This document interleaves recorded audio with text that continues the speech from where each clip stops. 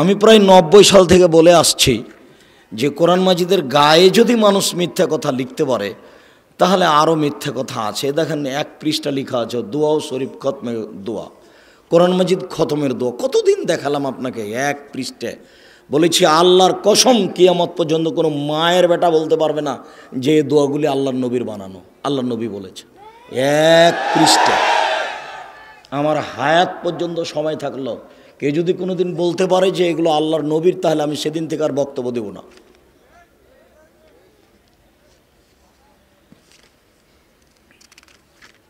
এই পৃষ্ঠাতে লেখা আছে দোয়া খাতমে কোরআন, এটাও মানুষের বানানো ছোট করে। কোরআন মাজিদের গায়ে যদি এরকম মিথ্যা কথা লেখা থাকে তাহলে আরও ধর্মে মিথ্যা কথা আছে। আমি যদি যাদিকে বেশি বুঝাতে না পারি, অন্তত বাঙালিকে এটা বুঝিয়েছি এই দীর্ঘ সময়ে যে ধর্মের নামে মিথ্যা কথা আছে, ধর্মের নামে মিথ্যা তাফসির আছে। শুধু বলিনি, আপনি পড়েন না পড়েন, আমি একটা বইও লিখেছি তাফসির কি মিথ্যা হতে পারে।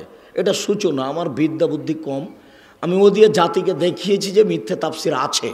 ওই বইয়ে যা তাফসির আছে সবই মিথ্যে। আর আমি আপনার কাছে একটা বই পেশ করেছি যার নাম বক্তা শ্রোতার পরিচয়। কে বক্তা কে শ্রোতা এটা একটু বুঝতে হবে। দিনরাত আপনি বক্তব্য শুনলেন আর সেটাকে বক্তৃতা মনে করলেন তা নয়, জি না, ভুল হিসাব। কতদিন আপনাকে অনেক কথার মধ্যে এই পরিচিত বইটার নাম আমি বলি কেন, সে বইটাকে সবাই চিনে জানে। মুকশেদুল মুমিনিন বই একটা হেডলাইন আছে, অবিবাহিত ছেলের মেয়ের পড়া নিষেধ, মানে হেডলাইনই মিথ্যে। যে দেখে সেই পড়ে, যে দেখে সেই পড়ে। কিরে এখানে আছে কি, অবিবাহিত ছেলে মেয়ের পড়া নিষেধ কেন? তো ওখানে এখন লেখক লিখছেন যে ভরা পেটে স্ত্রী মিলন হলে ছেলে ভ্যাংচা হয়, সফরের পূর্বে স্ত্রী মিলন হলে ছেলে টেরা হয়, সূর্যগ্রহণের সময় স্ত্রী মিলন হলে ছেলে কানা হয়। আল্লাহর কসম সব কথাগুলি মিথ্যে। শুধু মিথ্যা নয়, সরাসরি কোরআন মাজিদের বিরোধী, সরাসরি একবারে সরাসরি বিপরীত কোরআনের।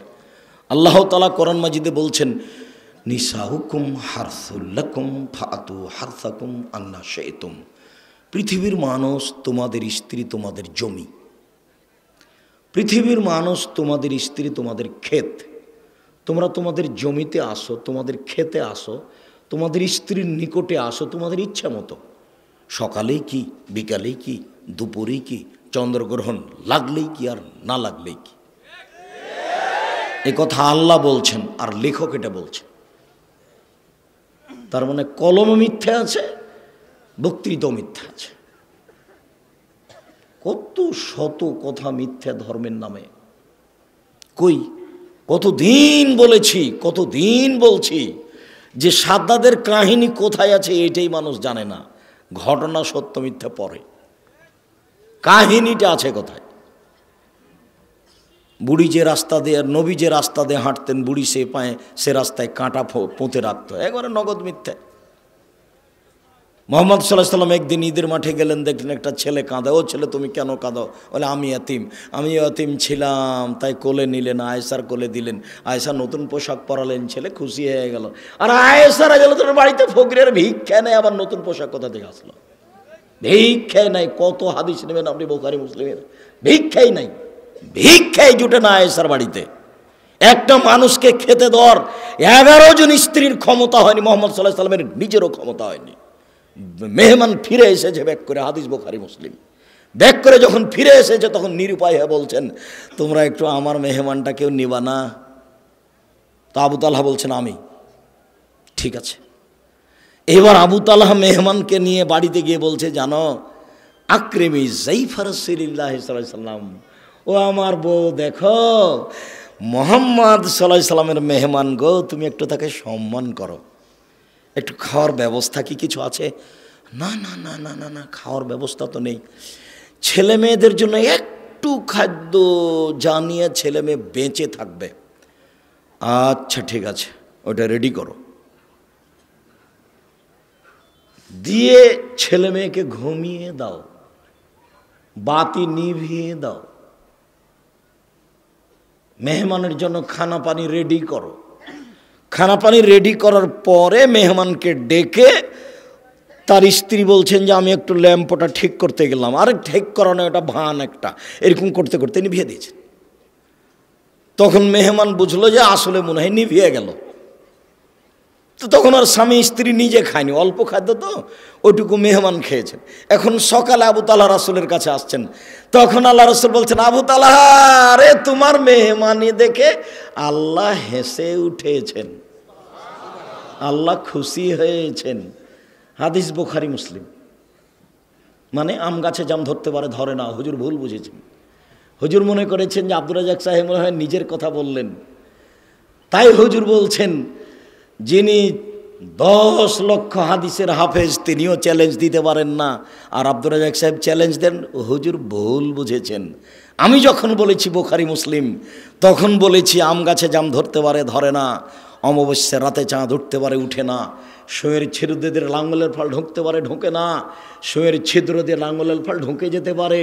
আম গাছে জাম ধরে যেতে পারে, অমাবস্যার রাতে চাঁদ উঠে যেতে পারে, এগুলো ঘটে যেতে পারে। আমি আব্দুর রাজ্জাক বিন ইউসুফ যে কথা বললাম, এই কথাতে কেউ চেষ্টা করলে, কিয়ামত পর্যন্ত চেষ্টা করলে সরিষা ঢোকানো যাবে না। যা বলছি তাই থাকবে, তার নাম বুখারী মুসলিম। হুজুর বুঝতেই পারেননি। হুজুর মনে করেছেন যে বিরোধিতা করলে মনে হয় সফলতা অর্জন করা যাবে। জি না, আল্লাহর কসম আমি কোনোদিন কারো বিরোধিতা করিনি। কেউ কেউ আমাকে বলছে যে অমুক অমুকের একটু আপনি নাম নেন না কেন? তা আমি বলছি, যেই মওলানা মানুষের বিরুদ্ধে এ ফেসবুকে ইউটিউবে কথা লিখতে পারে, তাকে আবার আমি আলেম মনে করে তার নাম নিয়ে কথা বলবো? আমি আব্দুর রাজ্জাক এত ঘৃণিত কাজ কোনোদিন করিনি, করবো না। আর আপনার মতো লোক আব্দুর রাজ্জাক বিন ইউসুফের দিন রাত বদনাম করলে সরিষার সমান আসে যায় না। ফয়সালা কোথায় আছে? উপরে। যেই কথাটা পরে বলতাম সে কথাটা আপনাকে এখনই বলে রাখি। আল্লাহর কসম আমি একজন নিঃস্ব মানুষ। আমার না বংশের ক্ষমতা আছে, না আমার অর্থের ক্ষমতা আছে।